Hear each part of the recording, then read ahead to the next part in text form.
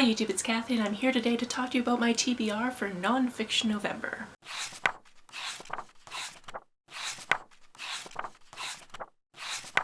Nonfiction November is pretty self-explanatory. In November, we tried to read some nonfiction. That means that if you read nonfiction on the regular, you're trying to read a little bit more. If you don't read it very regularly, you're trying to read at least one.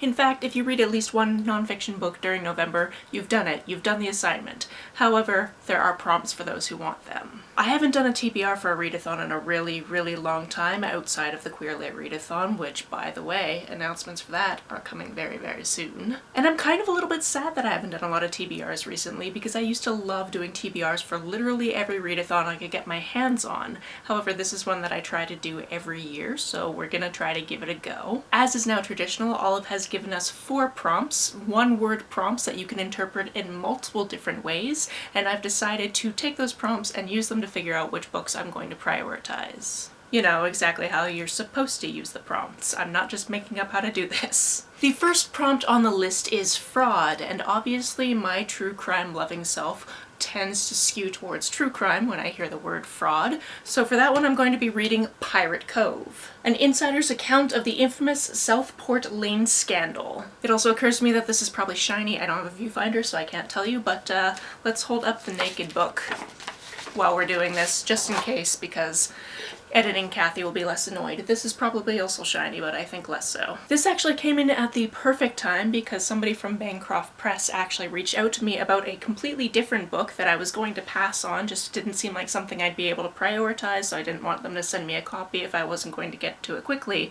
But at the bottom of that email, they're like, also we have this true crime book, and I clicked through and looked at it and I was like, yeah, if you could send me that, that'd be cool. When Richard Bailey, a successful yet jobless businessman, receives a call from his old friend Jeff, he's lured back into the high-stakes world of finance. Jeff, a charismatic corporate veteran, is now the number 3 guy at Southport Lane, a fledgling private equity firm. His boss invites Richard to inspect a pharmaceutical venture that reeks of mismanagement and financial disaster. I don't know exactly what the technical charges for this case were, but from that I imagine there was some amount of fraud. Whether or not they were actually charged with fraud, whole different thing, but I'm gonna find out. The next prompt is web, and I've definitely decided to interpret this in the World Wide Web context and read a book by somebody who I have only seen through the World Wide Web, and that's The T in LGBT by Jamie Rains. This is Jammy Dodger. If you've ever seen that channel, that is his book about being trans. He also has a PhD in psychology focusing on transgender development and well-being. I actually pre-ordered this. I think it came out in June, and it's just been sitting in my stack waiting to be read. From my understanding, this is part memoir and part instructional manual, everything you need to know about being trans. And he has consulted other people on the topic as well, so it's not just all him. Because when you're one person, it's really easy to overlook certain aspects of a thing that you experience. The next prompt is capital, and full transparency,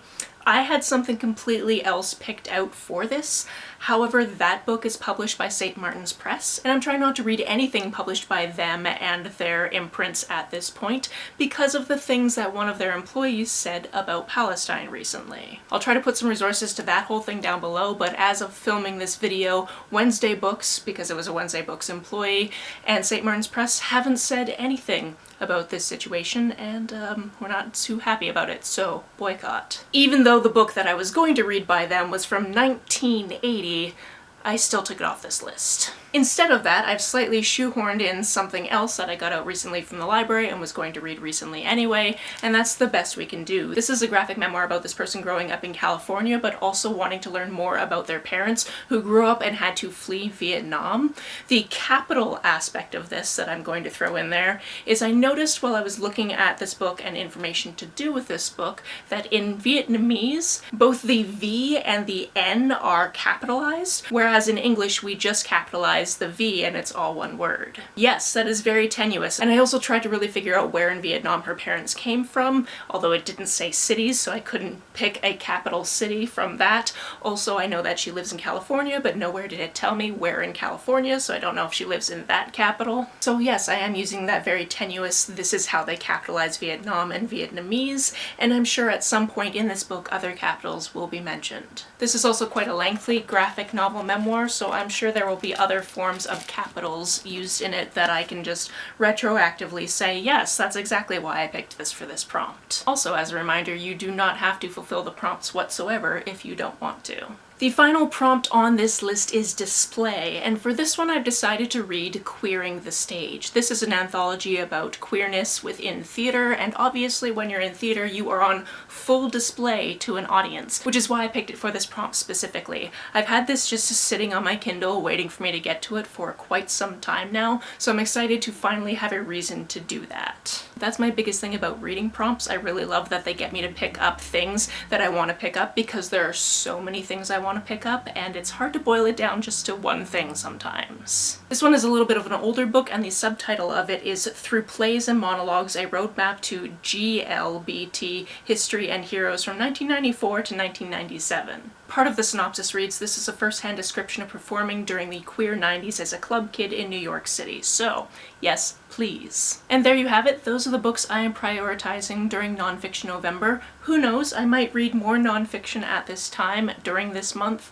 We will never know, because my reading has been pretty chaotic this year. What are you reading for Nonfiction November? Let me know about it down in the comments below, or if you have anything that you want to recommend to me based on what I've picked for these prompts, please let me know that down in the comments below as well. On the way down to the comments, if you hit that subscribe button, that would be very nice of you. If you don't feel like leaving a comment, but you want to make sure that I know you're here, just leave me an emoji or smiley face if you have to be on your keyboard. Some people have asked if there's a way to financially support this channel, so I set up a Ko-fi account, which is a digital tipping service. The link for that, as always, is down below. You can like and share this as you see fit, and I will see you very soon. Bye!